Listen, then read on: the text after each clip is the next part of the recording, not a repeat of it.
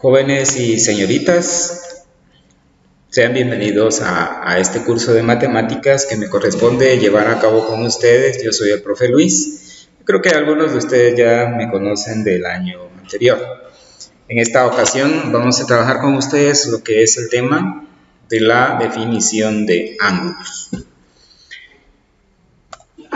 En principio vamos a verificar que la trigonometría es la rama de las matemáticas que estudia los triángulos. ¿Se dan cuenta ustedes? El término trigonometría tiene estas palabritas tri, que significa tres. La figura que corresponde a los tres lados es el triángulo y los elementos que los constituyen y las relaciones entre ellos. En nuestro caso, el tema de hoy, vamos a verificar, ¿verdad?, qué es un ángulo. Se define como la rotación de una semirrecta sobre su origen. En la diapositiva que continúa voy a explicar detalladamente esto. En posición inicial, esta semirrecta recibe el nombre de lado inicial y en posición final recibe el nombre de lado final. Gráficamente lo podemos representar así. Eso lo tienen ustedes en su libro en la página número 8.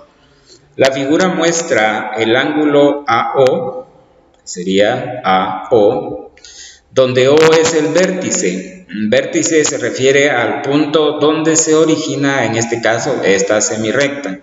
Esta semirrecta que nosotros podemos ver aquí, la podemos hacer rotar para arriba o para abajo. OA es el lado inicial, este es el lado inicial, y OB es el lado final.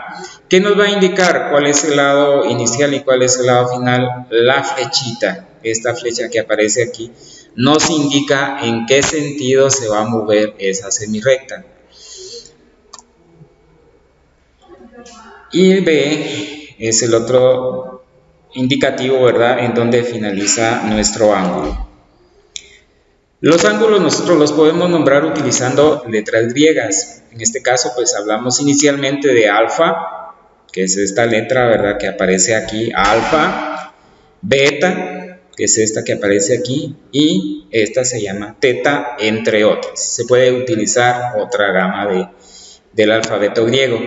En el caso de esta gráfica que nosotros tenemos aquí en nuestro libro, pues le estamos ubicando lo que es el ángulo alfa. Este espacio entre esta línea roja y esta azul en esta gráfica nos está representando lo que es el ángulo. Los ángulos en posición normal o canónica. Cuando hablamos de normal se refiere a que es corriente, a que es común, canónica, a que es correcta. El ángulo alfa, en este caso, se recuerdan, vimos anteriormente del alfabeto griego la primera letra, se considera en posición normal o canónica cuando en un sistema de coordenadas, es en el plano cartesiano, ustedes se recuerdan de eso, ¿verdad?, en donde hablamos del eje de las X y el eje de las Y. Alfa, dice, tiene su vértice sobre el origen, en este caso en donde coinciden el eje de las X con el eje de las y su lado inicial coincide con el semieje positivo X. Recordarán que lo que es el eje X tiene un lado que es negativo, donde hablamos de menos 1, menos 2, menos 3, y el lado positivo que va a partir del 0, más 1, 2, 3, 4, 5 y así sucesivamente.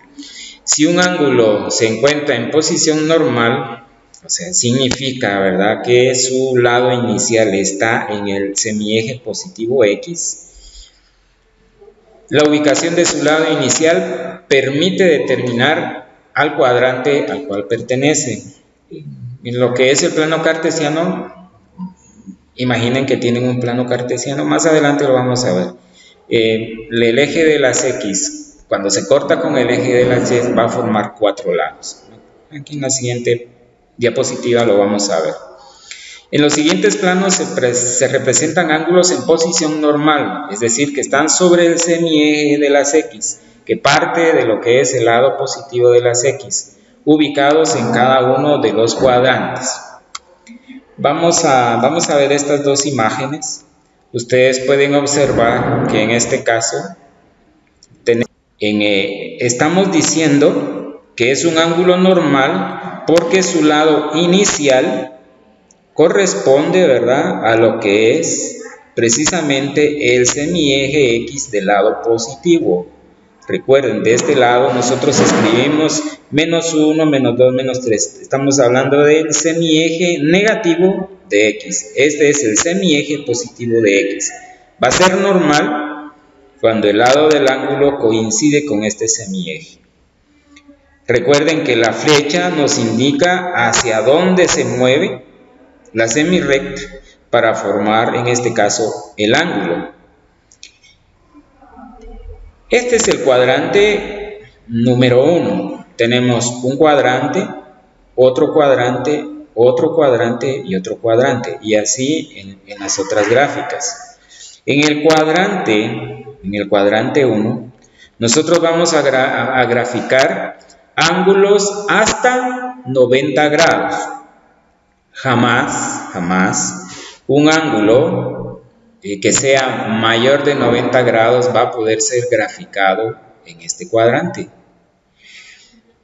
En esta imagen que tenemos aquí, nuevamente es un ángulo normal porque dice que parte de este semieje, ¿verdad? El ángulo parte de este lado sobre el semieje positivo de las X. Se mueve en este sentido en contra de las agujas del reloj. Más adelante vamos a ver, estos se llaman ángulos positivos. Se mueve hacia el segundo cuadrante.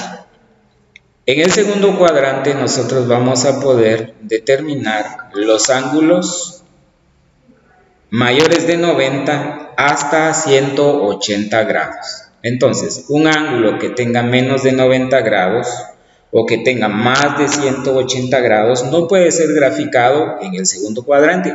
Pensemos en un ángulo de 181 grados. No se puede graficar en el segundo cuadrante. ¿Por qué? Porque vamos a graficar mayores de 90 hasta 180 grados. En el tercer cuadrante, que es este que aparece aquí, nosotros vamos a verificar esta gráfica de este ángulo, parte del semieje positivo de las X. Recuerden, por favor, esto lo tenemos de tener bien claro cuando hablamos de ángulos en posición normal. Parte del semieje positivo de las X pasa por el primer cuadrante, pasa por el segundo y llega hasta el tercer cuadrante. Esto que está marcado aquí es el ángulo y vamos a graficar en el tercer cuadrante ángulos que sean mayores de 180 grados hasta 270 grados.